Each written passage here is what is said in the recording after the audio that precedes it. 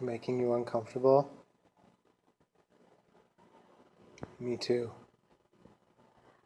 I don't really know how to start this video, so I just decided to try to be as awkward as I can, and I think that I was pretty successful with that. As today is your first work day to start working on your paper, I just wanted to give you a couple things to think about.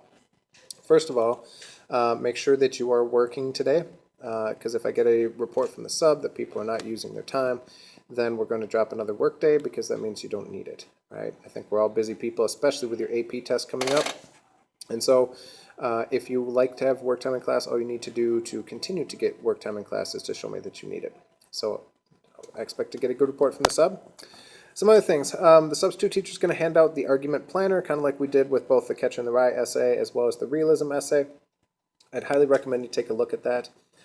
It's a good way to, before you start writing your paper, to actually kind of get your ideas down, right? That kind of pre-drafting and coming up with the outline and what your argument's going to be and all the evidence you're going to use is a pain in the butt initially, and then more work on the front end. But when you sit down to write the paper, it actually makes it a lot easier and makes it go a lot easier. Also, you will not run into the problem, I think we probably all had this, where you have 1,000 words to write for your paper, 750 words or whatever, and you get to about 600 and you got 150 words to go, and you start to stretch things out and you start to repeat yourself and you start to just trying to come up with any way to squeeze some more words in. As opposed to, if you think through the things you can choose to write about and all the parts of arguments you can make with that, generally you'll be choosing among the things you have to write about, right? So you'll be choosing the best topics that you could write about as opposed to scrambling to get any topic down. So, some things to think about.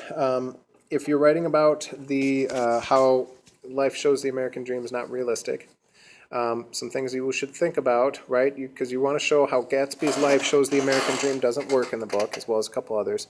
And so, unfortunately, Gatsby's life is told chronologically backward, right? So by the time we get to chapter 9 is when we get kind of the stuff about the beginning of his life.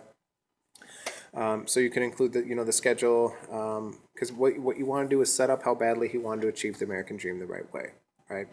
Because as we kind of talked about yesterday, if he had been just a slacker who never worked, right, and just kind of hung around and did nothing, if then at age 30 he decided he wanted to make some money and went to work with Wolfsheim, that really wouldn't comment on the American dream at all because he hadn't tried to achieve it, right? But the fact that he's worked so hard from the time he's so young is really important and kind of sets up the type of character is, because if that type of character can't be successful, really what chance do most people have? Right? You want to bring in some Wolfsheim stuff and make sure you're providing some details to show what a bad dude he is. Because if you just say he has to go to work with Meyer Wolfsheim without providing any context about who he is or why it should matter or why the reader should pay attention to the fact that that Gatsby has to work with that guy is important, right? And then there's a number of other couple ways you could talk about with that argument, how even once Gatsby earned the level to be on the money to be on like the financial level of Tom and Daisy, they still won't accept him, right? And we've talked through some examples that would fit with that. And then I would also bring in some other characters. Wilson's life works really well for this because he's trying every day and being very unsuccessful. You could possibly bring in Nick to this argument as well, because Nick is trying to achieve the American dream. He, too, does it the right way. And while we don't know exactly how successful he was, because it doesn't really mention in the book, I think we can assume that since he leaves and goes back home to good old Midwest, that he probably wasn't overly successful, right? If he'd made a ton of money there, he'd probably be staying there in the East Coast.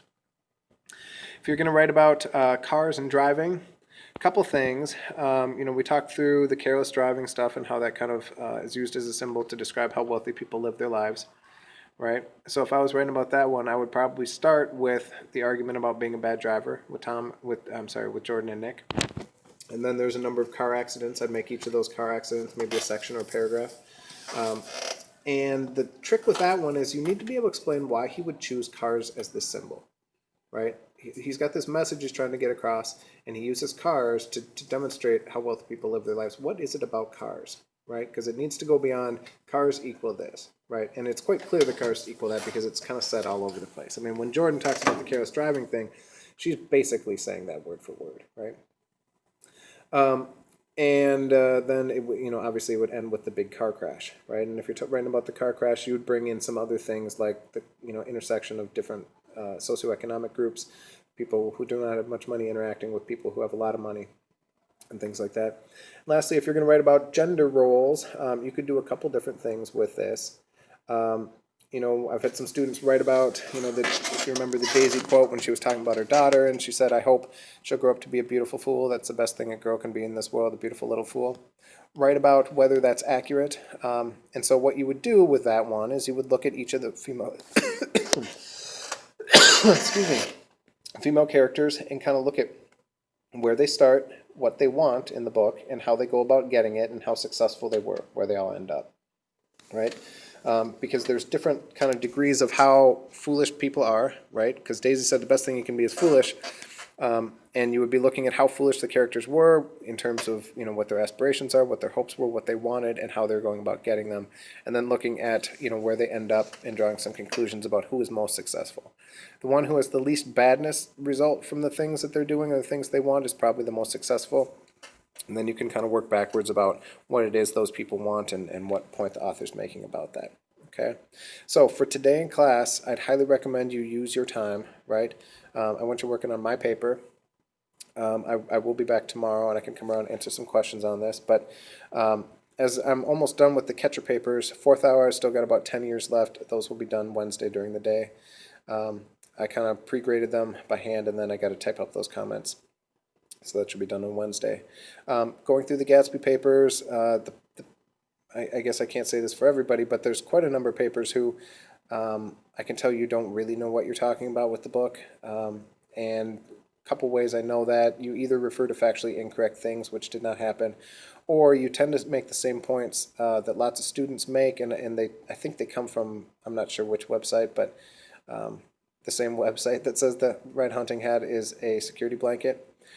When you read interpretations online, you got to really think hard and look for evidence and try to figure out if what they're saying makes sense, right? Because you can basically put anything on the internet, especially with something that's like this, which is just about interpreting things and trying to figure stuff out. You can make a bunch of stuff up, right? And then start to take from other places. So make sure you do the reading.